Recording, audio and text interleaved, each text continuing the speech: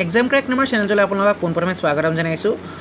এটা ভাল খবৰ, অনাগত দিনসমূহত এটা বিভাগতে ২৭টা পদত নিযুক্তি প্ৰদান কৰা হ'ব আৰু এই নিযুক্তিসমূহ অহা ছমাহৰ ভিতৰত প্ৰদান কৰা হ'ব বুলি বিভাগীয় মন্ত্ৰীয়ে জানিব দিছে।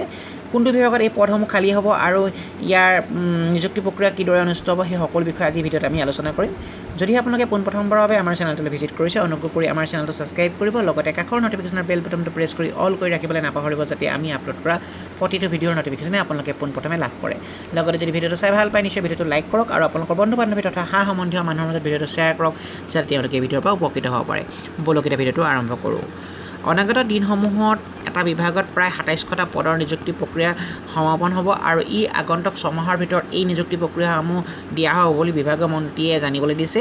এই পদসমূহ মুকলি হ'ব অসমৰ ৰাজহ বিভাগত, অৰ্থাৎ ডিপাৰ্টমেণ্ট অফ ৰেভিনিউত এই পদসমূহ মুকলি হ'ব আৰু এই পদসমূহৰ প্ৰায় ২৭টা পদ ৰেভিনিউত খালী আছে বুলি বিভাগীয় মন্ত্ৰী যোগেন মোহন ডাঙৰীয়াই জানিবলৈ দিছে। আৰু অনাগত অৰ্থাৎ এই বছৰতে, অৰ্থাৎ এই ছমাহৰ ভিতৰতে এই পৰীক্ষাসমূহ ইয়াৰ নিযুক্তি প্ৰক্ৰিয়া ২৭টা পদৰ নিযুক্তি প্ৰক্ৰিয়া প্ৰদান কৰা হ'ব বুলি তেওঁ উল্লেখ কৰিছে। তেওঁ এই কথা উল্লেখ কৰে যে মুখ্যমন্ত্ৰী ডাঙৰীয়াই যি ১ লাখ নিযুক্তিৰ কথা কৈছিল, সেই নিযুক্তিৰ ভিতৰতে এই ২৭টা পদ সামৰি লোৱা হ'ব।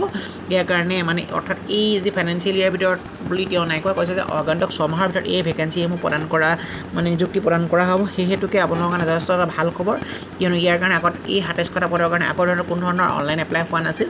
চ' এইসমূহ পদ সম্পূৰ্ণ ফ্ৰেছকৈ ওলাব।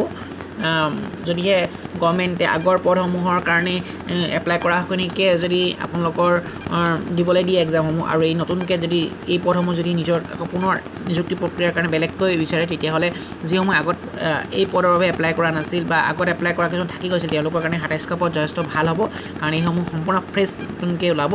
সেই হেতুকে আপোনালোকে আগন্তুক দিনৰ কাৰণে ভালদৰে প্ৰিপেৰেশ্যনসমূহ কৰক। আৰু যদিহে আপোনালোকে কিবা গাইডবুক বিচাৰিছে, আমাৰ ভিডিঅ'ৰ ডেছক্ৰিপশ্যন বক্সত বহুকেইখন গাইডবুক দিয়া আছে, অনুগ্ৰহ কৰি সেই গাইডবুকখন আপোনালোকে কিনিব পাৰে যদি আপোনালোকৰ প্ৰয়োজন হয়।